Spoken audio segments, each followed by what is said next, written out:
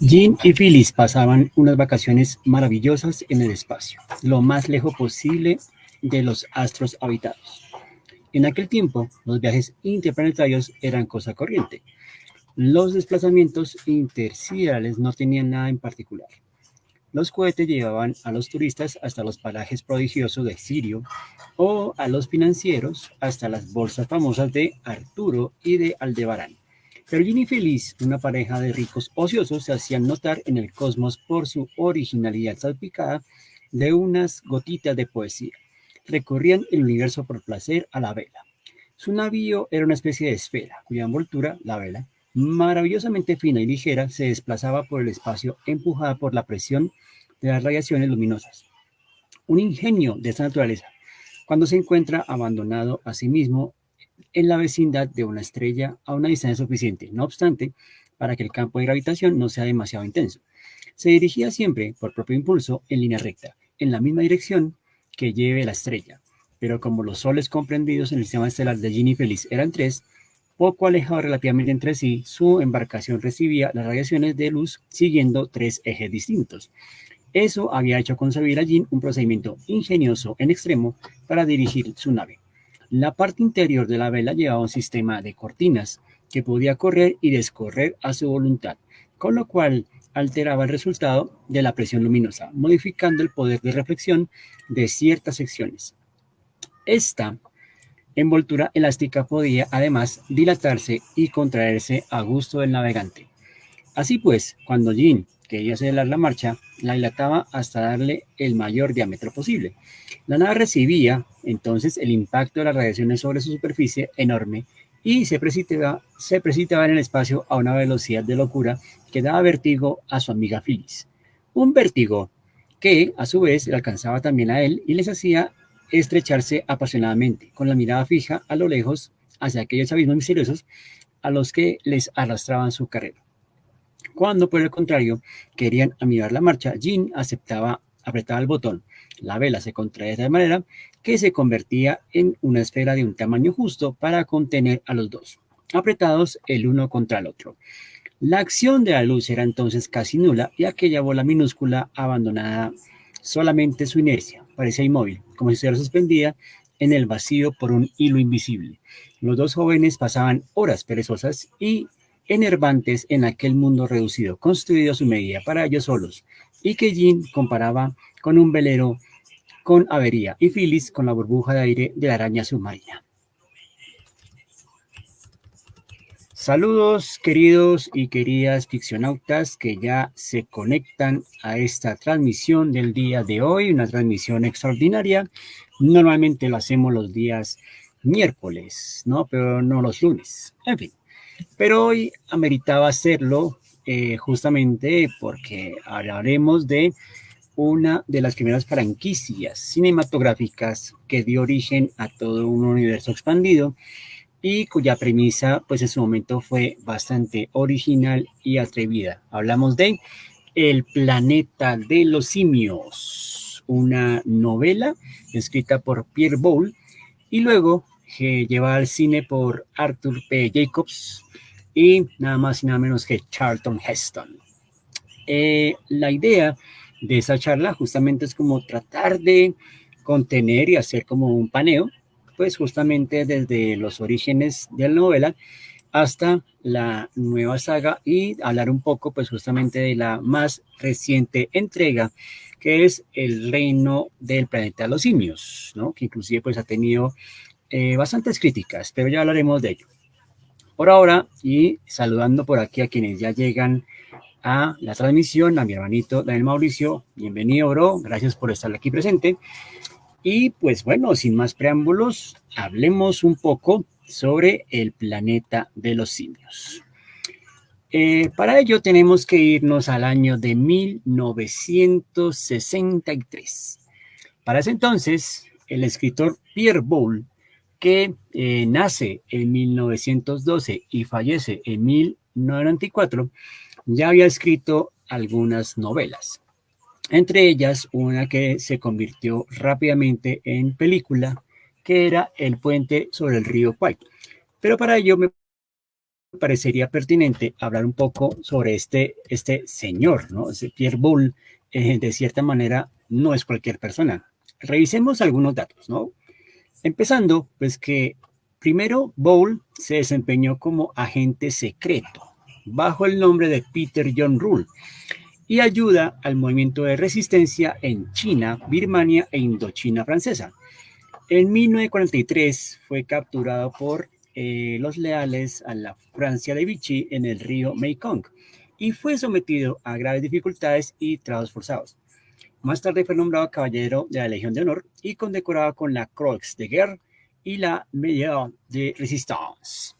Describió sus experiencias de guerra en la obra no ficción Mayon River Kwai.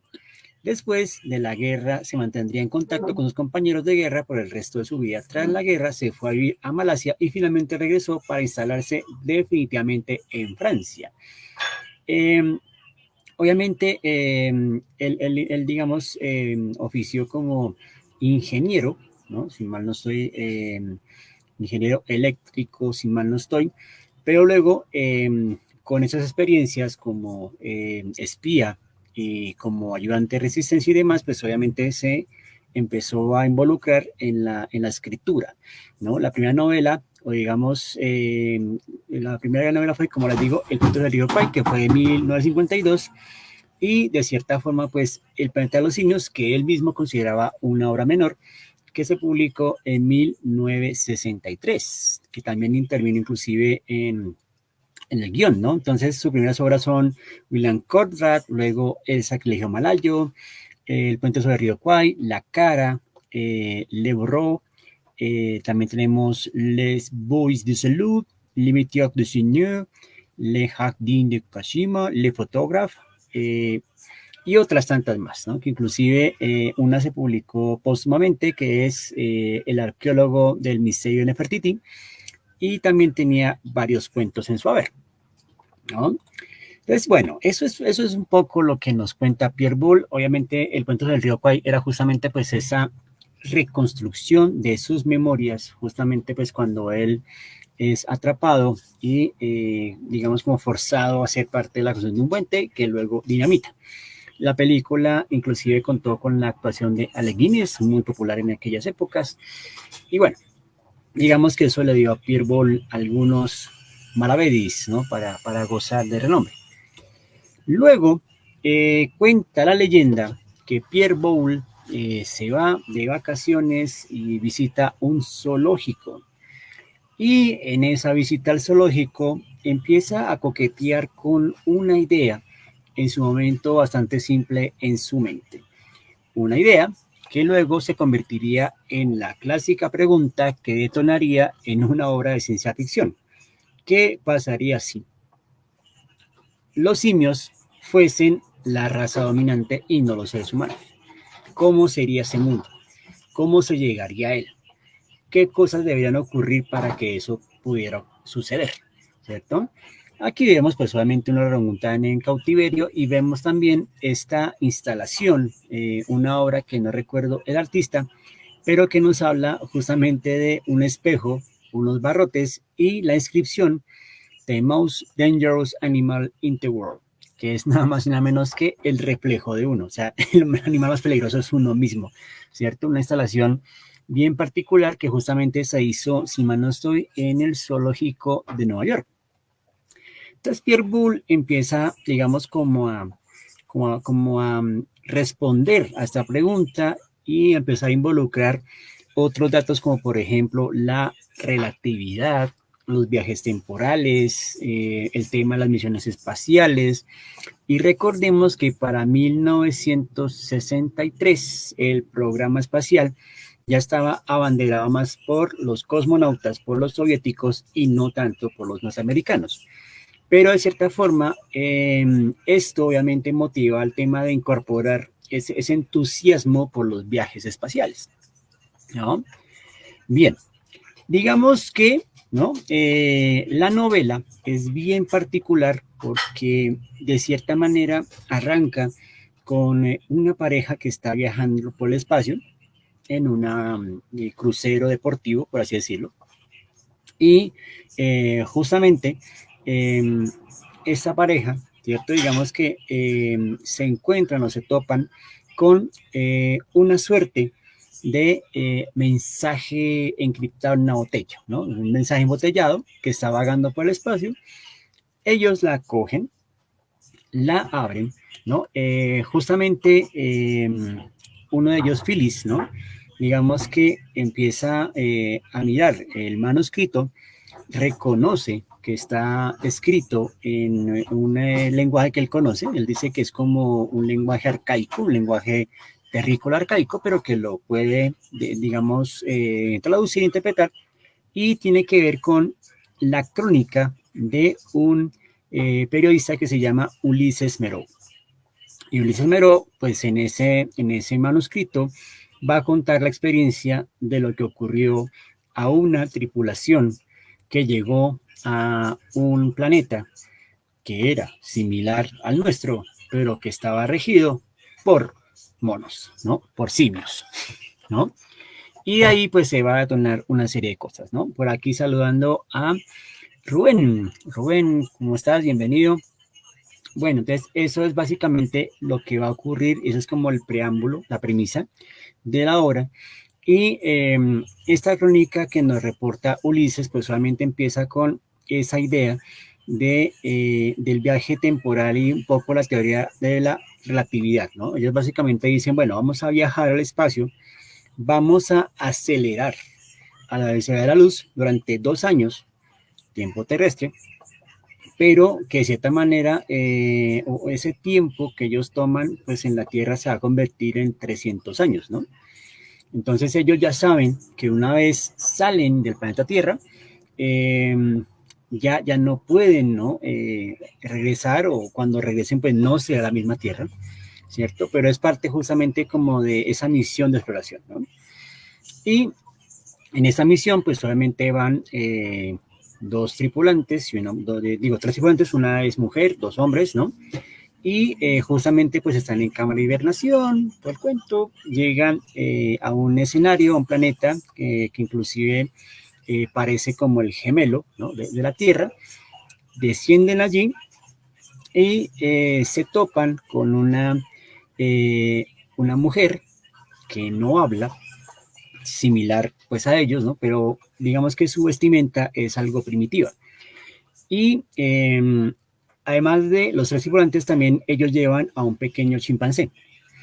Cuando esta mujer con trajes primitivos ve al pequeño chimpancé, pues obviamente algo ocurre, no puede contenerse y le pega una tunda a tal punto que mata al pobre chimpancé.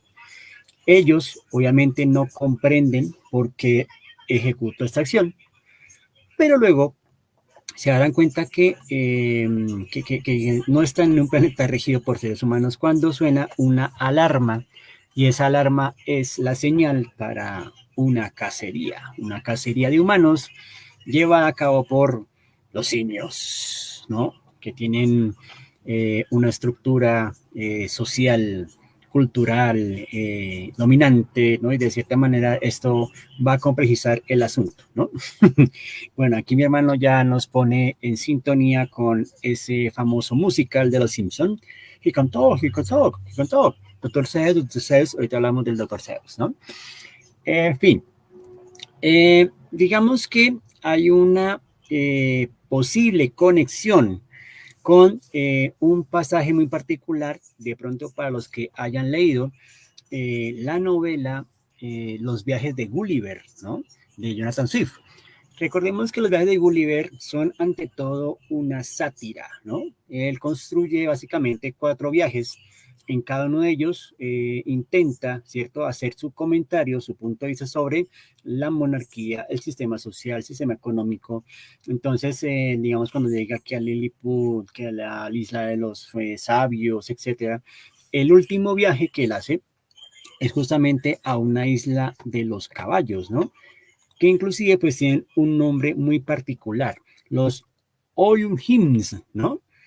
Que en apariencia son iguales a un caballo común. Sin embargo, digamos que las criaturas tienen un manejo de la razón sorprendente y a diferencia del ser humano, carecen absolutamente de instinto, o por lo menos han conseguido someterlo totalmente a la razón. O sea, no obedecen más bien a su mente, son muy racionales, ¿no? Viven en una isla que está cerca de Nueva Holanda, que es lo que sería la actual Australia, y en este capítulo, digamos que los Huyunims, ¿no? Conviven con los Yahoo, que vendrían a ser una especie de seres humanos que han involucionado y que no tienen un alto nivel intelectual. Se cuenta que su fuerza y característica física son notablemente diferentes a las del ser humano. Los Yahoo poseen todos los vicios, a juicio de Jonathan Swift, que representan al ser humano, tales como la avaricia, el egoísmo, el vicio, la agresividad, en orden a establecer su defensa personal. Los Oyohims utilizan los Yahoo como sirvientes y los crían bajo su potestad, pese a que los consideran seres netamente inferiores y francamente repugnantes. Los Uyuhims no conocen la palabra mentira, dado que su total sumisión a la razón les impide decir lo que ellos llaman la cosa que no es para ellos. Para ellos el mero hecho de mentir es contrario a la razón. Podría decirse que el apego estricto a la razón de los Uyuhims se asemeja a la visión del filósofo griego Parménides, ¿no? Esas son como algunas notas bien interesantes sobre este pasaje, ¿cierto? De los Uyuhims, ¿no? Que digamos como una primera posible conexión. No sabemos si es una referencia directa, pero podríamos decir que de pronto Pierre Boulle conecta con este eje tan particular de los Uyuhims, ¿no? Y Gulliver. Y también podríamos decir que conecta con Rebelión en la Granja de George Orwell, ¿no? Esta fábula distópica muy particular plantea la idea, ¿no? De cómo los animales de una granja se unen para expulsar al dueño y tomar el control de la granja, pero obviamente en esa toma de control viene a ocurrir obviamente pues un desfase del poder, se empiezan a ver justamente también como una alegoría, ¿no? Digamos como una crítica, ¿cierto? A todo este evento histórico que ocurre en Rusia, ¿cierto? Pues solamente con el ascenso del modelo comunista, las ideas de Lenin, que luego van a ser sustituidas por la de Stalin, ¿no? Y que va a ser pues solamente una dictadura, que viene Trotsky, etcétera, ¿cierto? Entonces, más o menos estas dos obras tienen una cierta similitud que uno podría decir conectan, ¿no? Con la idea de Pierre Boulle, ¿no? Bueno, lo interesante de la novela, y a manera de spoiler, ¿no? Spoiler alert, es que Phillips, la pareja de navegantes, ¿no? Que al comienzo uno creería que son seres humanos, pues realmente son simios, ¿no? Que descubren, ¿no? Este manuscrito diciendo como, eso ya es historia patria, ¿cierto? Si mal no estoy, ¿no? Creo que en la novela ellos logran conseguir una nave que los devuelva, ¿cierto? En el tiempo a la Tierra y es cuando ellos se dan cuenta que todo va a cambiar. Esto más o menos, ¿no? Esto más o menos nos da cuenta de un poco lo que quiso plantear Tim Burton, ¿no? O sea, ojo, ¿no? La intención es lo que cuenta. Ya hablaremos de Tim Burton. Por aquí saludando a Julián Espitia. Sí, sí, sí, aquí llegamos nuevamente a los en vivos, ¿no? Bueno, llegamos a 1968. Bueno, este año va a ser complejo, ¿no? Además que los 60 van a ser una época marcada por diferentes luchas, ¿no? Por un lado está la lucha por los derechos civiles, ¿no? Que empieza justamente con este movimiento liderado por Martin Luther King Jr., todo este tema también de esa, digamos, postura, ¿no? Que tiene obviamente la cultura norteamericana por la segregación, ¿no? Por separar entonces, ¿no? Estos baños para negros, estos baños para blancos, estos bus para negros, estos para... ya lo que ustedes vieron, ¿cierto? Y que pues se gesta una facción que es la que va a liderar Martin Luther King, ¿no? Que es como podemos convivir, ¿no? En paz y armonía con las razas, ¿no? Mientras estaba la otra visión de Malcolm X, ¿no? Que ya una visión más radical, indicando pues que el poder negro sobre el poder blanco, ¿no? O sea, una contienda ahí de egos bien particular. Entonces, eso es uno de los eventos que está presente. También está el conflicto, producto de la guerra de Vietnam, una guerra pues totalmente inoficiosa en la que Estados Unidos se mete, ¿no? Diciendo como, eso ya pin, pin, pin y pues ya volvemos para el almuerzo. Y mentiras, ¿no? Este conflicto se alargó mucho, obviamente fue bastante cuestionado eh, y retratado de una manera muy bella y poética en Apocalypse Now y también con recontado o revisionado en Watchmen, ¿no? Cuando el Doctor Manhattan logra, ¿no? Digamos, someter al Vietcong, ¿no? Bajo el poder estadounidense. Pero bueno, eso es una ucronía, o sea, una historia contrafactual. Y también estaban las misiones espaciales. Para ese entonces ya se había llevado a cabo la misión del Apolo 8, cuya misión era justamente visitar o básicamente hacer una órbita alrededor de la Luna, ¿no? Entonces, estos elementos, sumados a también el estreno de 2001 al espacio, ¿no? Empiezan a darle, digamos, como mayor sentido a tomar el riesgo de hacer una producción de ciencia ficción.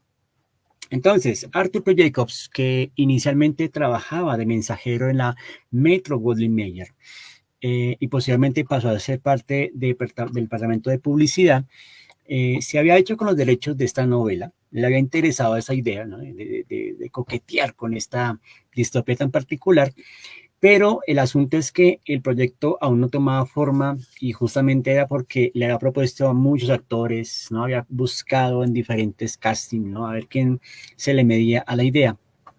Y ocurre que ahí va a haber una conexión maravillosa con un actor que es Charlton Heston, ¿no? Que de cierta forma el haber participado en esta película le va a servir como trampolín para convertirse pues en una figura muy notoria con películas como Hasta que el futuro nos alcance, o Solen Green, perdón, en inglés, también El Hombre Omega, ¿no? Que es como la adaptación de Soy Leyenda de Richard Matheson o Matheson, como le quieran decir, ¿cierto? Y Jacobs había inicialmente contado con la intervención, la ayuda de nada más y nada menos que Rod Serling, el creador, el showrunner, como dicen ahora, de la serie La Dimensión Desconocida.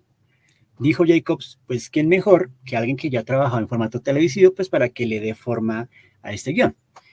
Y bueno, el asunto es que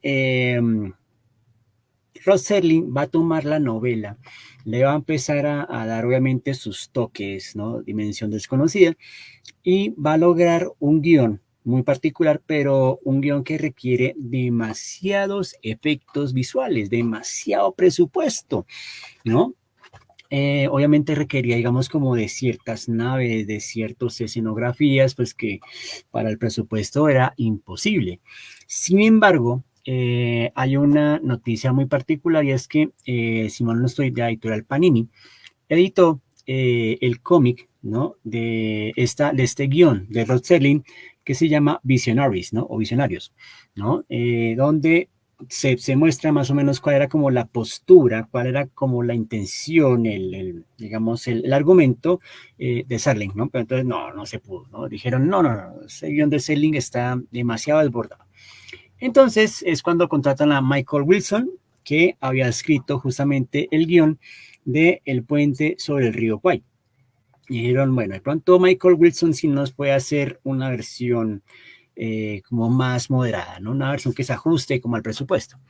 Y justamente a partir de esa visión de Michael, de Michael Wilson, se va a empezar a hacer toda esta propuesta, ¿no? Digamos, estas pinturas que se van a volver parte de lo que hoy sería una biblia de producción para poder vender el film, ¿no? Por poder, digamos, como mostrarlo en diferentes estudios, pues a ver quién se animaría a producir esta historia. Ahí tenemos entonces a los astronautas que llegan a este planeta. Más o menos este primer plano coincide mucho con la idea de Serling. Y luego se empieza a notar también pues cómo esta visión empieza a ser. Sí hay un cierto avance de la sociedad de los simios, pero no es tan moderno, sino más bien es como algo primitivo. Y la mayoría de la arquitectura se basa mucho en estas construcciones que se hacían sobre las montañas, ¿no? Entonces, más o menos como lo que uno ve en ciertas comunidades navajo que construían sus viviendas, ¿no? En la montaña. Entonces, esto como que lleva un primer impacto arquitectónico para decir, es por ahí la visión, ¿no? Los simios también estaban, digamos, en castas, ¿no? Esa era como una idea muy particular y las castas, ¿no? Básicamente se asumían según el rol, ¿no? Ya, permítame, reviso acá mis apuntes. Tengo unos apuntes, ¿no? Por ejemplo, los gorilas iban a desempeñar justamente labores de policía y soldados. Los chimpancés serían los burgueses, los orangutanes los dirigentes y se iba a incluir una que eran los babuinos, que eran como una casta proletaria, pero eso finalmente no se incluyó, ¿cierto? Más o menos, ¿no? Digamos que otro aspecto también fascinante de esta película era justamente cómo se llevaría a cabo todo el tema de convertir a los actores en simios, ¿no? Que fueran creíbles, ¿no? Que no fueran como estos monos trajeados y para de contar. Entonces, ahí es cuando interviene, ¿no? Un experto en prótesis dentales, ¿no? Ya les voy a dar el nombre. Y este personaje, digamos que es el que se va a encargar de generar un primer acercamiento de los maquillajes protésicos. Este hombre se llama John Chambers, ¿no? Y pues básicamente, ¿no? Digamos, él va a recibir el Oscar honorífico por su trabajo y de cierta manera Chambers, digamos que va a lograr algo muy simpático, ¿no? Aquí tenemos otro detalle de diseños de producción. Ahí vemos al famosísimo Dr. Seuss, ¿no? Dr. Seuss, ¿no? Como dice el musical. Bueno, antes de todo esto, Jacobs, ¿no? Como tenía su labor de publicista, pues básicamente al ver que como que no se había llegado a ese punto como de producción, pues usa sus contactos publicitarios y decide invertir en el periódico Variety. Variety es como esta gacetilla informativa de Hollywood donde se publicita la mayoría de filmes, ¿no? Y él dice, bueno, vamos a hacer acá como un reportaje para que vean que estamos haciendo la película, o sea, que esto va a salir, ¿no? Al ladito de la publicación Variety tenemos el afiche oficial del Planeta de los Simios, donde obviamente el crédito de Charlton Heston, tenemos la fotografía del Dr. Seuss y tenemos la jaula, ¿no? Obviamente, pues muy a la idea de lo que Pierre Boulle buscaba con su primera idea, ¿no? Entonces, bueno, la publicación sale a flote, ¿cierto? Y pues obviamente ahí van a contar, ¿no? Con Franklin Schaeffer, ¿no? Franklin Schaeffer ya había dirigido a Charlton Heston en El Señor de la Guerra, también había hecho otras películas como Mi doble en los Alpes y de cierta forma sería como el encargado de llevar a la pantalla, ¿no? De transmitir a través de los encuadres y los planos este guión de Michael Wilson, ¿no? Entonces, juntos, ¿no? Hacen la buena llave y ahí es cuando ya se completa el reparto. Ahí tenemos otro de esos afiches que se incluían como mucho más gráficos, ¿no? Entonces, una inusual e importante película del autor de El puente sobre el río Kwai, Charlton Heston, El planeta de los simios, ¿no? Roy McDowell, inclusive, pues es un personaje en particular porque él va a ser de Cornelius, ¿no? Uno de los simios que va a ayudar a nuestro amigo astronauta. Y también va a estar Kim Hunter, ¿no? Que hace las veces, si mal no sé, de Cira, ¿no? Que es la compañía de Cornelius. Nótense una cosa y ténganlo ahí presente, que en el reboot, en el reinicio actual, el hijo de César se llama Cornelius, ¿no? Y en el reino del planeta de los simios, a la humana se le asigna el nombre de Nova, ¿no? Justamente recordando a la humana, ¿no? Que le van a poner justamente ese nombre. Entonces ahí tenemos unos guiñitos, ¿no? Particulares, ¿no?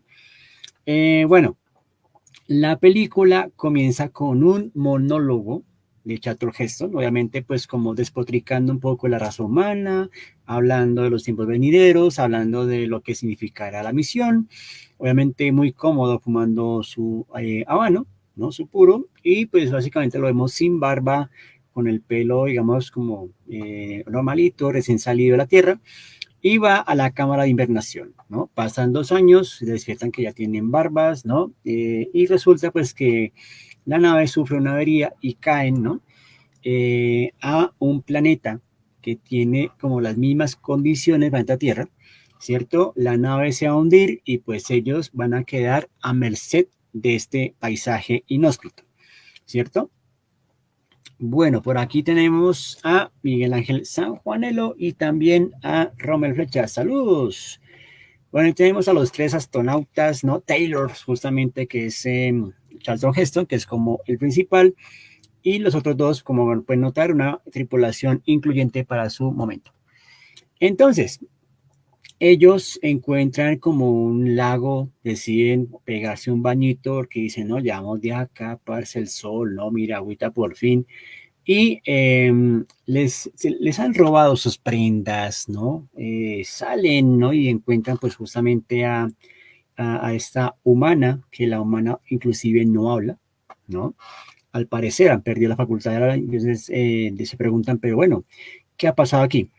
Hay una cosa interesante y es que en la novela, digamos que sí va a ocurrir una cuestión de orden hormonal, ¿no? Pues estos protagonistas que han hecho este viaje en el espacio y que nunca, digamos, bueno, contaban con una mujer en la tripulación, pero ella fallece por la cámara de invernación, entonces solamente llegan hombres, ¿no? Y cuando ven a esta mujer, ¿cierto? A la que van a llamar Nova, eh, digamos que les da, ¿no? Ese arranque de, pues después de tanto tiempo, ¿no?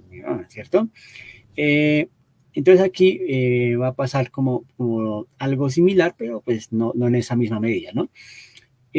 Luego, pues obviamente son capturados, son llevados y pues ahí vamos a ver a este antagonista, ¿no? Que es el Dr. Seuss, ¿no? Que es un antagonista conflictuado. Primero porque es un hombre de ciencia y de cierta manera pues como que le interesa justamente, digamos, como estudiar a este sujeto, pero también es el encargado de proteger el status quo, o sea, mantener la sociedad a su momento. Entonces, digamos que él se debate, ¿no? Él se divide. Justamente, ¿no? Digamos que en los primeros momentos hay un tiro, ¿no? Que roza la garganta de Taylor y eso le impide hablar, ¿no? Entonces, no, al principio como que no puede, pero luego, entonces ahí sí se va a dar entonces el famoso musical, ¿no? Como de, él puede hablar, ¿cierto? Doctor Seuss, ¿no? Eh, obviamente, pues cuando le dices, quítame tus sucias manos de mi sucio simio, ¿no? Bueno, Charlton Heston, nuevamente, solo actuándose. Eh, las prótesis logradas por Chambers, ¿no? Requerían aproximadamente más o menos unas 6 horas de maquillaje y 3 horas para desmaquillar. Y tenían que durar con ellas más o menos 12 horas, ¿no? Entonces 12 horas donde más o menos pueden hacer movimientos bruscos, les tocaba tener también como muchos pitillos para consumir las bebidas y la comida procesada, ¿no? Durante la filmación, ¿no? Y justamente Charlton Heston va a llevarse una camarita en la que van a hacer como capturas y fotografías que van a servir de material a un documental que se hizo tras los 30 años de la proyección, ¿no? de esta película. Bueno, justamente el doctor Seuss hace parte como este consejo que lleva también como a juicio, ¿cierto? Y más o menos, digamos, como que la película se empieza también a ver como un comentario de lo que estaba pasando en el momento, ¿no? Con la segregación racial, como con el tema de la raza superior, los conflictos que estaban ahí, ¿no? ¿Cierto? Ahí tenemos esta imagen que pues nos recuerda, ¿no? Digamos, see no evil, speak no evil, hear no evil, ¿no? O sea, no oigo, no veo y no digo nada, ¿cierto? Estos simios tienen obviamente conductas muy humanas, pero siendo simios se toman fotos, se toman selfies, ¿no? Etcétera. Fíjense que, pues por cuestiones de presupuesto, lo que van a hacer es darles un maquillaje muy diferente dependiendo pues el grado de fiereza que tienen que provocar, ¿no? Entonces, por ejemplo, a los que son la fuerza letal, pues les dan como colores más oscuros, ¿no? Las facciones más fuertes, ¿no? A los que son más intelectuales, ¿no? Como Cire Cornelius, pues les van a dar unas facciones mucho más suaves y pues inclusive al consejo, ¿no?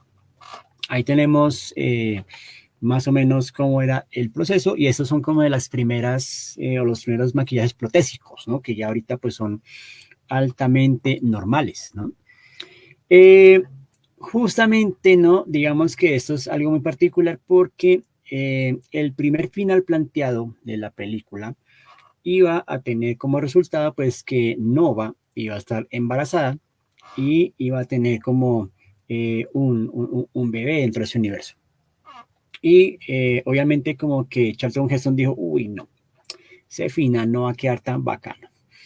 Entonces optaron por otra idea y justamente eso tiene que ver con uno de los dibujantes de cine de producción que quiso retomar una portada que se hizo hace mucho tiempo en la revista Fantastic Universe y era justamente la Estatua de Libertad sepultada en la arena.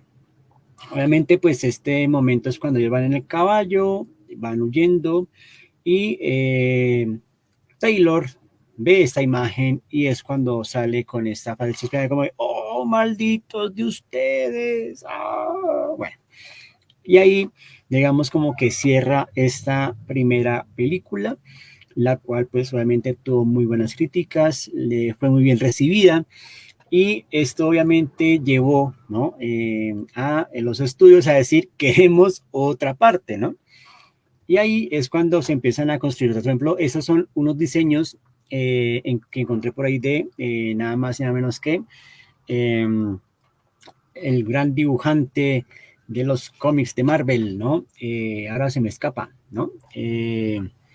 Pero bueno, estos son como los diseños que él proponía para las versiones de cómic que se van a hacer más adelante, ¿no? Por aquí saludando al máster Marco Pinto. Muy buenas noches, máster. Y bueno, ahí tenemos entonces como este primer arco y el inicio de esta franquicia que nos va a llevar justamente, ¿no? A tener, ¿no? Ya inclusive pues como una cronología muy particular, ¿no? Entonces, por ejemplo, aquí en este diagrama de flujo, ¿cierto? Podemos ver, ¿no? Básicamente, pues, cómo sería el orden cronológico ideal para ver las películas. Entonces, por ejemplo, nos dicen, pues, que obviamente eh, la primera película, la original, El planeta de los simios, luego podrían ver El planeta de los simios de Tim Burton, que introduce como una idea muy similar a la novela. Ojo, una buena intención que no lleva a concluirse. Luego podríamos ver Rise of the Planet of the Apes o El amanecer. Era Jack Kirby, sí. Muy gracias, Rubén. Era Jack Kirby el que hizo los dibujitos. Muy bien. Luego tenemos por acá, ¿cierto? Digamos, Humanity. Eso ya digamos como otra novela, pues que tiene que ver como con el tema viral.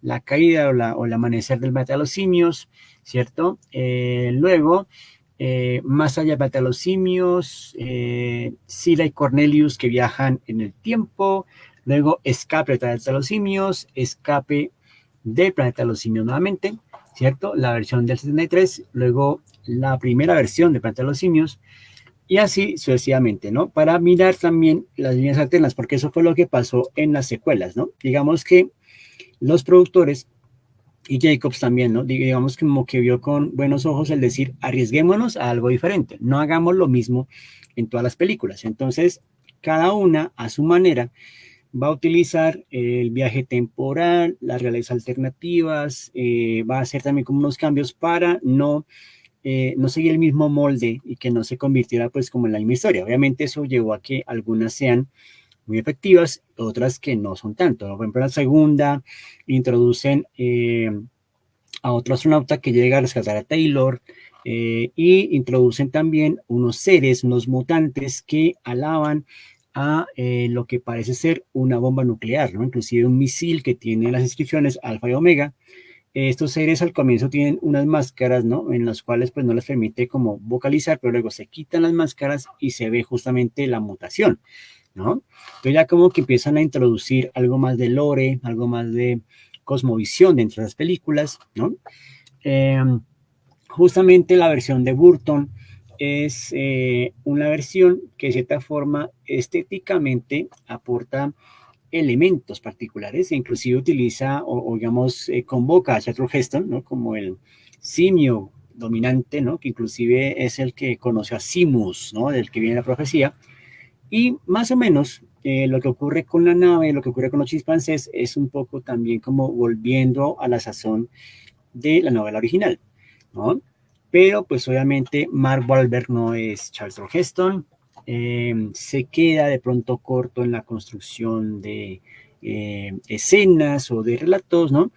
Igual, digamos que siempre hay que ver las películas, ¿no? Hay que verlas más allá, digamos, de lo que logre o no logre, ¿no? Y ahí tenemos a Charlton Heston como el líder dominante de esta sociedad y tenemos a uno de sus fieros guerreros que obviamente está pues muy en contra de estos humanos, ¿no? Ahí tenemos al héroe, Mark Wahlberg, ¿no? Y justamente pues el cierre, ¿no? Es un poco lo que pasó en la novela, que es cuando ellos como que logra regresar, ¿no? Con la nave, hace el periplo temporal y resulta que llega a una tierra donde vemos a un Abraham Lincoln con facciones de chimpancé, de simio. Entonces uno dice, oh, por Dios, no llegó a la tierra, llegó a la tierra del tío, no puede ser. En fin, ¿cierto? Y llegamos pues a esta nueva trilogía, este relanzamiento tan particular que empezó a tener su producción en el año 2006, ¿no? El título de la primera es Rise of the Planet of the Apes, ¿no? Que aquí lo pusieron como el planeta de los simios revolución, ¿cierto? Luego, sí, ese personaje, Tate, ¿no? Ese es el mono, el simio más fiero, ¿no? El que de cierta forma es como súper radical, sí, señor. Interpretado magistralmente por el actor y que también aparece en la segunda película de Hulk, ¿no? También se me escapa el nombre, perdón, alguien lo recordará por mí. Bueno, luego tenemos Planeta de los Simios Confrontación y finalmente en Planeta de los Simios La Guerra, ¿no? Donde tenemos como personaje principal a César, ¿no? Tim Roth. Tim Roth es el que encarna a Tate en esta versión de Tim Burton. Muy bien, gracias hermanito por los datos, ¿cierto? Entonces, en Rise of the Planet of the Apes tenemos básicamente a este protagonista, este científico que está buscando la cura contra el Alzheimer justamente porque su padre padece de esa enfermedad y quiere curarlo. Entonces, digamos que él es uno de los tantos posibles sujetos de experimentación, pero digamos que esto obviamente también es digamos, como una suerte de denuncia, ¿no? Los experimentos biológicos con chimpancés para lograr la combinación perfecta de este químico y garantizar a esta empresa farmacéutica, pues hacerse obviamente unas enormes ganancias con este milagroso medicamento. Una de las, digamos, simias o chimpancés que son parte del experimento, pues está embarazada y da a luz a un pequeño primate que de cierta manera al parecer ha heredado, ¿no? Como la inteligencia alcanzada por esta chimpancé, que era muy notoria. Obviamente esta chimpancé fue expuesta a ciertas dosis de la sustancia, ¿no? Este chimpancé, pues digamos que enternece al científico que se lo lleva a la casa y digamos que al ver, ¿no? El resultado logrado, pues como que decide probarlo con el papá y el papá milagrosamente recupera la memoria, ¿no? Está como entusiasmado y también quiere mucho a este pequeño primate al punto que dice, lo vamos a llamar como el gran emperador, ¿no? César. Y César pues empieza, digamos, su crecimiento dentro de este círculo, ¿no? Básicamente inclusive no puede salir de casa. Su lugar básicamente va a ser el ático, donde tenemos la ventana que tiene forma de círculo y esas divisiones que posteriormente se va a convertir como en su símbolo, ¿no? O sea, básicamente se convertirá como en parte de un credo, ¿no? El credo de César, ¿cierto? De cierta forma, él ve el mundo a través de esa pequeña ventana y con el paso del tiempo va creciendo y pues cuando salen a pasear lo llevan como en un collar. César se da cuenta pues que es muy similar a lo que pasa con los perros, ¿no? Y él se siente como, uy, ¿cómo así? Me están domesticando, esto no me está gustando. César, digamos que en cierto momento, por una situación que tiene que ver con un vecino muy malhumorado, que si mal no estoy como que ofende al papá, se lanza en la defensa de su amo y golpea, ¿no?, a este vecino a tal punto pues que consideran ser peligroso y se lo llevan, ¿no?, a un campo de contención, a una jaula de simios, ¿no?, donde él va a confrontarse con su verdadera esencia y de alguna manera va a lograr, ¿no?, digamos, como edificar un plan, ¿no?, muy particular para hacerse, primero, a liberar a todos sus compañeros y pues ya entender, ¿no?, que él pertenece a ese círculo, no a los seres humanos, ¿no?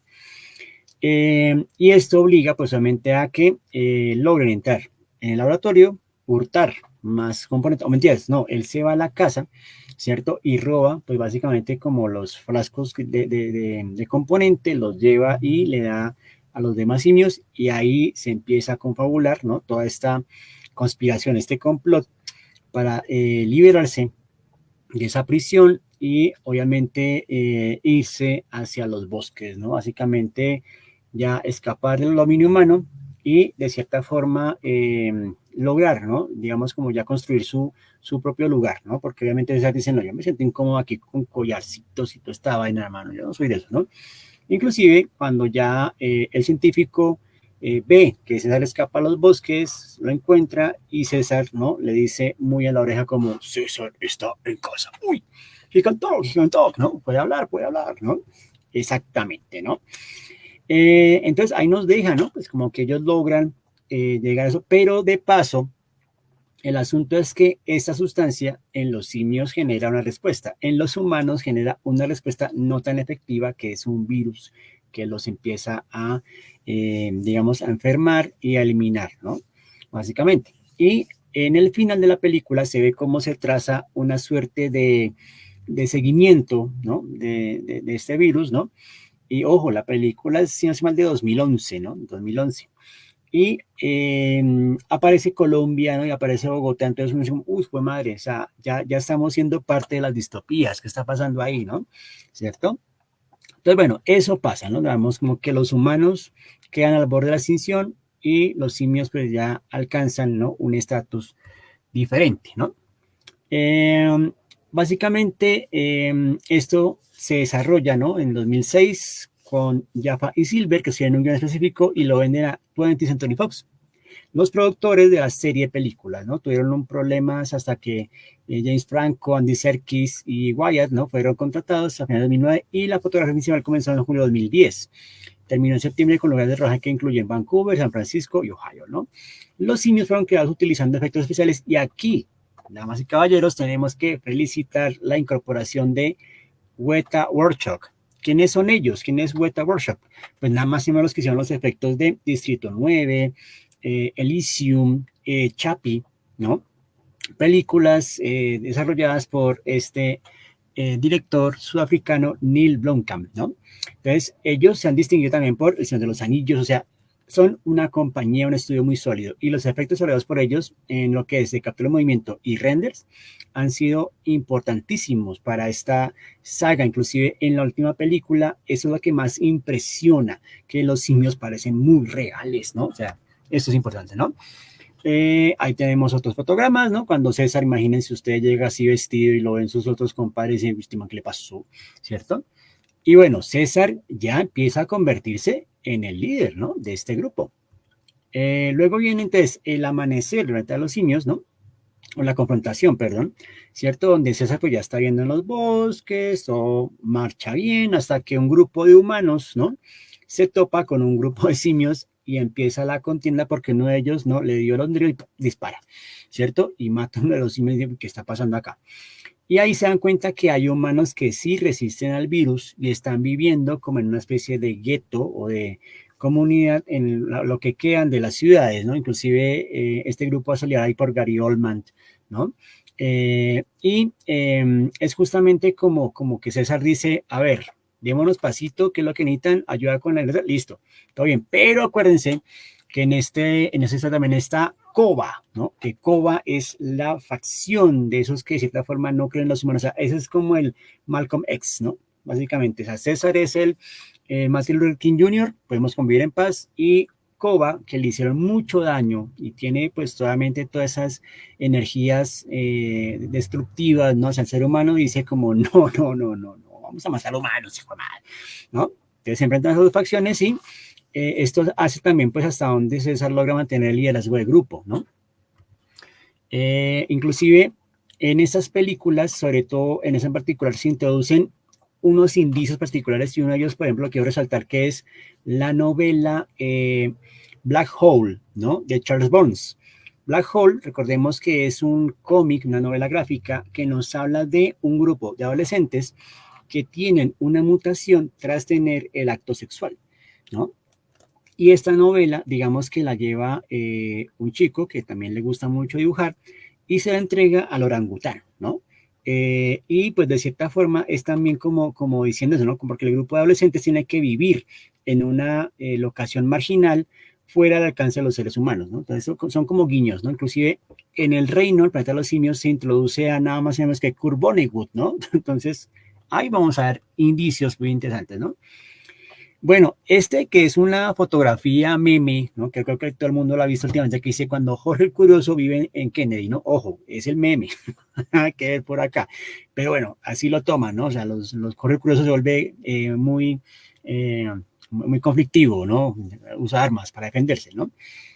Pero bueno, luego de esto, pues ya viene la confrontación, la guerra, ¿no? Que ya se confronta contra un grupo de militares, un grupo que de cierta forma intenta resistir al virus, y ahí vamos a confrontar a César contra Woody Harrelson, ¿no? Que encarna a un militar extremo que justamente quiere ver reducidos a los simios a nada para que los humanos van a tener como la potestad de la tierra y van a pasar diferentes cosas, ¿no? Obviamente, pues Cornelius, el hijo de César, sobrevive, ¿cierto? Pero su esposa y su otro bebé no lo hacen. Entonces esto ya genera en César ese sentido de venganza, esa motivación que lo lleva pues solamente como a esta travesía, acompañado pues de sus más fieles acompañantes y los únicos que le quedan, y se encuentra con este simio que tiene ese chaleco, ¿no? Que de cierta forma, pues digamos, es también diferente, y se encuentran con una niña que no puede hablar, ¿no? Digamos como que una de las que ya ha sido afectada por el virus, cosa que también le va a pasar a Woody Harrelson, ¿no? En el asunto, ¿no? Eh, una película trepidante, ¿no? Que de cierta forma, pues nos deja también un buen sabor, ¿no? De boca, y que termina o finaliza justamente pues con César llevando a su tribu, a su clan, a lo que podemos decir como la tierra prometida, y ya pues dando sus últimos rastros de vida, ¿no? Ya su último aire, su último aliento, ¿no? Pero ya por lo menos dejando o yéndose en paz porque obviamente logró su objetivo, ¿cierto? Llegamos entonces a la entrega más reciente, ¿no? El reino del planeta de los simios, que ha sido criticada justamente porque no tiene como el mismo efecto, la misma ganancia de la trilogía anterior, pero tengamos en cuenta que esto es la exposición de un nuevo arco, ¿no? Entonces, como exposición, plantea una serie de situaciones que es probable que pueda conectar si llega a la cuota suficiente para sacar la segunda entrega, ¿no? ¿Cierto? Pero obviamente hay unos huecos de guión, hay unas cosas que de cierta forma son criticables. Sin embargo, digamos que en lo que tiene que ver con los chimpancés nos hace un contexto, inclusive la forma en que inicia la película es preciosa porque es con el entierro de César y todos sus allegados, obviamente rindo tributo y pues obviamente siguiendo su frase o su eslogan, ¿no? De simios juntos fuertes, ¿no? Simios fuertes juntos. Y el símbolo, ¿no? Básicamente en la forma de la ventana. Eso, ese intro ya es maravilloso. Ya uno dice, bueno, están conectando, están tomando ese hilito del anterior para hacer el empalme y nos lleva pues 300 años, ¿no? En el planeta de los simios, obviamente pues ha vuelto como otra vez esa idea de lo primitivo.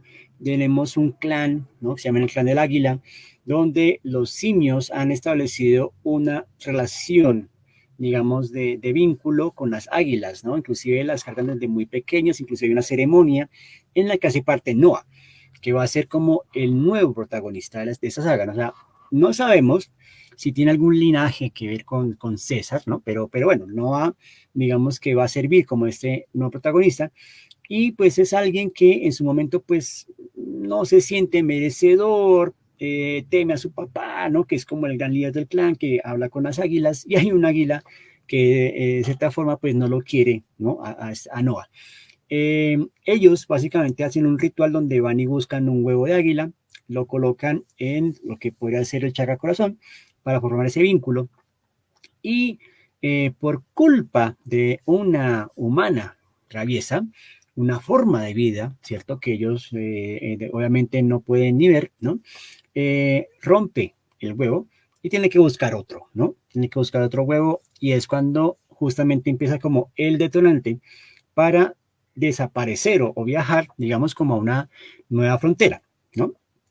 Entonces, este umbral, ¿no? Digamos, en el que de cierta forma vamos a ver, ¿no? Digamos, hasta dónde pueden llegar a ser capaces de afrontar lo que es como un túnel, ¿no? En ese túnel ellos se van a confrontar, y él tendrá que vencer el miedo para atravesar esa frontera y ver qué es lo que pasa, ¿no? Y encontrarse pues que hay un dominio, ¿cierto? Que está regido por un orangután, ¿cierto? Que tiene la potestad, se hace llamar así rey, ¿cierto? Y pues obviamente distorsiona las creencias de César, ¿cierto? Y es donde empieza también, digamos, un poco el debate, ¿no? Inclusive, pues, Noah no conoce quién es César, han perdido esa parte de la historia, pero afortunadamente se encuentra en el camino con un orangután que le explica, ¿no? Digamos, quién es César, ¿no? Cuál es su filosofía, y le entrega, pues, el símbolo, ¿no? Digamos, este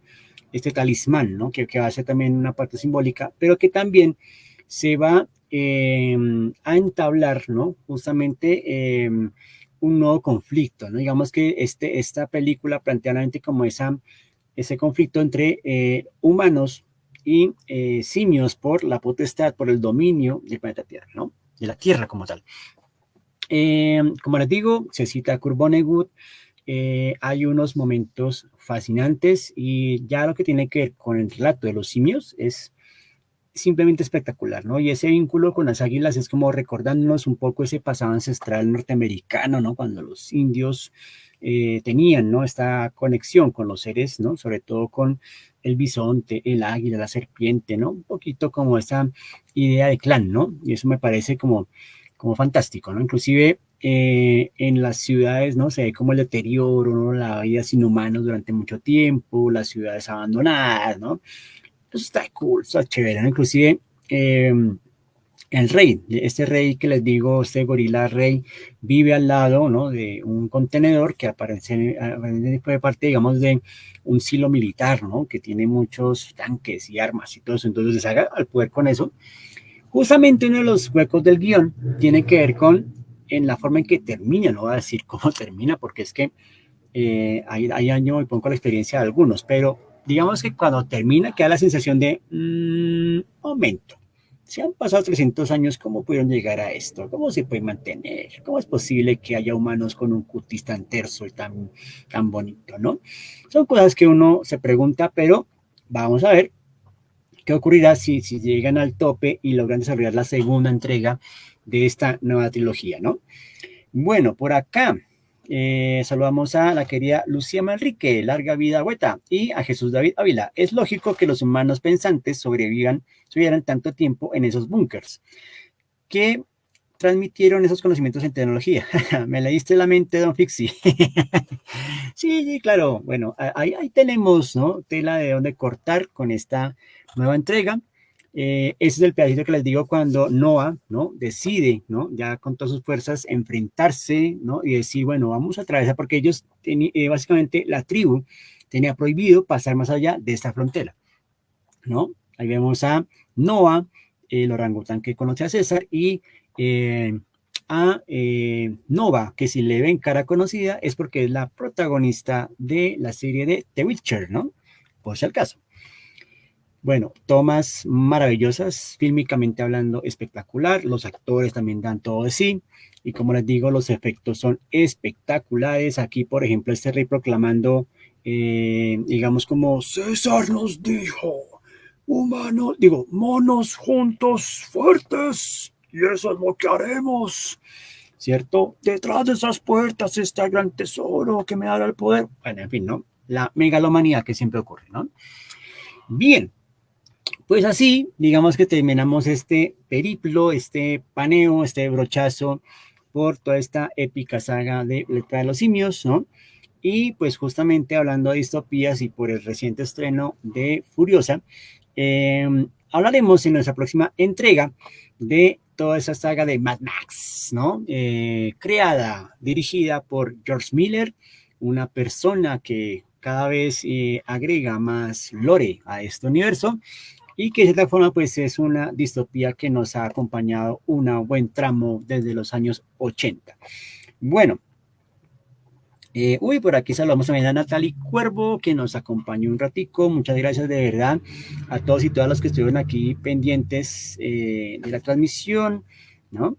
Y bueno, claro, con muchísimo gusto. Ustedes saben que siempre acá, ampliando los horizontes, próximamente esto ya estará en YouTube para que entonces la compartan, la consulten y la repasen. Muchísimas gracias a Elqui Leonardo, a Rubén Andrés, a Natalie Cuervo, a Jesús David Ávila, a Lucia Manrique, a mi hermano Mauricio, al maestro Marco Pinto, a Romel Flecha, Sobrán Espitia. De verdad, gracias por estar aquí siempre presentes, apoyando esta noble causa iniciativa. Y por lo pronto, feliz resto de lunes y nos veremos el 5 de junio, ahí sí, miércoles, a las 7 p.m. para hablar entonces de la saga de Mad Max. Nos vamos al yermo, nos vamos a tomar nuestros vehículos V8 y ir en busca de recursos para poder sobrevivir. Por lo pronto, feliz resto de noche, muchísimas gracias, larga vida de prosperidad y nos hablamos pronto. Chao.